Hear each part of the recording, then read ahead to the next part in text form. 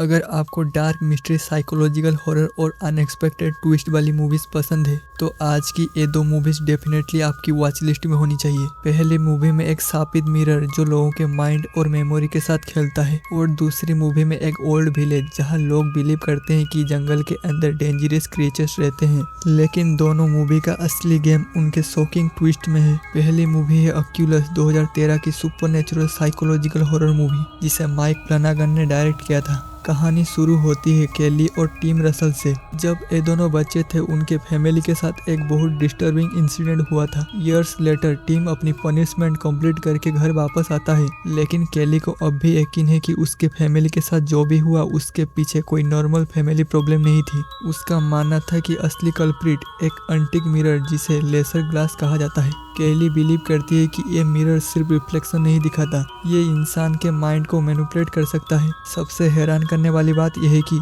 Mirror के सामने रहने वाला पर्सन को समझ नहीं आता कि वो जो देख रहा है वो एक्चुअली रियल है या सिर्फ उसका दिमाग का एक वहम है। केली इस बार रिवेंज के लिए नहीं बल्कि प्रूफ कलेक्ट करने के लिए मिरर को अपने कंट्रोल में लेती है। लेकिन जैसे जैसे एक्सपेरिमेंट आगे बढ़ता है, पास्ट और प्रेजेंट के सीन्स एक दूसरे के साथ मिक्स होने लगते हैं। आपको लगता है कि कैरेक्टर कुछ देख रहा है, फिर नेक्स्ट मोमेंट मूवी आपको सोच में डाल देती है कि तो एक्चुअली में हुआ था या मिरर ने उन्हें ये बिलीव करवाया। और यही ऑक्यूलस मूवी की स्ट्रॉन्गेस्ट पॉइंट है। मूवी सिर्फ जंप स्केयर पर डिपेंड नहीं रहती, यह रियलिटी, मेमोरी और हमारे सोच के साथ खेलती है। अब सबसे बड़ा सवाल यह है कि क्या केली और टीम मिरर की असली पावर को एक्सपोज कर पाते हैं या फिर दोनों खुद ही मिरर के मायाजाल में फंस के रह जाते हैं। यह जानने के लिए आपको मूवी देखनी पड़ेगी।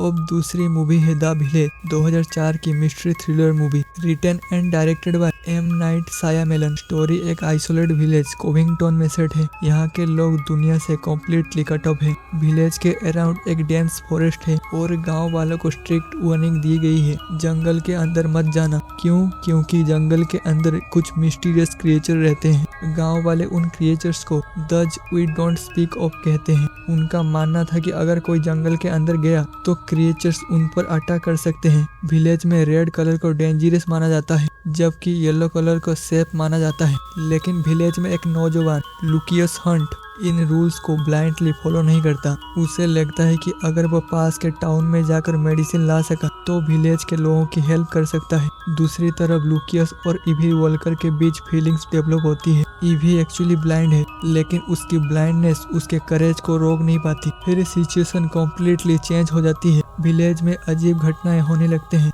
एनिमल्स के बॉडीज मिलती है, जंगल से स्ट्रेंज साउंड सुनाई देती है और विलेजर्स को लगता है कि क्रिएचर्स उनके और भी करीब आ रहे हैं। डर और घबराहट धीरे धीरे पूरे विलेज को कंट्रोल करने लगता है। लेकिन मूवी का बिगेस्ट मिस्ट्री ये है कि क्या ये क्रिएचर्स रियली एग्जिस्ट करते हैं, और यहीं से मूवी की मिस्ट्री और भी इंटरेस्टिंग हो जाती है। ईवी को एक पॉइंट पर विलेज से बाहर जाना पड़ता है और उस जर्नी में उसे कुछ ऐसी चीजें डिस्कवर होती है जो पूरी विलेज की रियलिटी को क्वेश्चन कर देती है। लेकिन क्या ईवी सच में विलेज से बाहर निकल पाती है? क्या फॉरेस्ट में रहने वाले क्रिएचर्स बाकी सुपरनेचुरल है या फिर विलेजर्स को सालों से किसी और सच पर बिलीव करवाया जा रहा था? यह मिस्ट्री एग्जैक्टली क्या है और मूवी का शॉकिंग ट्रूथ क्या है, ये जानने के लिए आपको द विलेज मूवी देखनी पड़ेगी। आखिर में मैं ये कहना चाहूंगा कि दोनों मूवीज का कॉमन पॉइंट यही कि जो रियलिटी आपको शुरुआत में दिखाई जाती है जरूरी नहीं वही सच हो। ट्रस्ट मी, दोनों मूवीज में आप जो एक्सपेक्ट करते हो एंडिंग उसे काफी डिफरेंट हो सकती है।